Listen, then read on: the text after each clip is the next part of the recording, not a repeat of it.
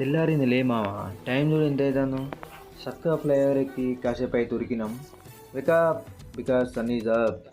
ఇక ఉరుకుడు అయిపోయినాకనైతే 4 సార్లు కూర్చొని లేచిన నేనైతే.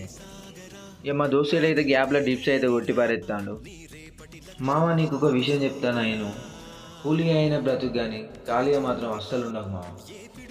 నేను మా దోస్తులంతో అన్న, అరే మనం వాకింగ్ కూడా కార్లో వచ్చినాం కదరా, అట్లా ఉంటుంది రా మనతో. నన్ను నేనంటే వాడేమన్నాడు తెలుసా?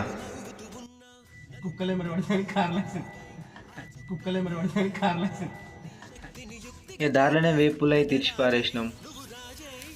చెలో కార్లో కూర్చొని దౌలకైతే వేసినాం. మనోడు పాట పాడుతాండి నువ్వు. రామ రారా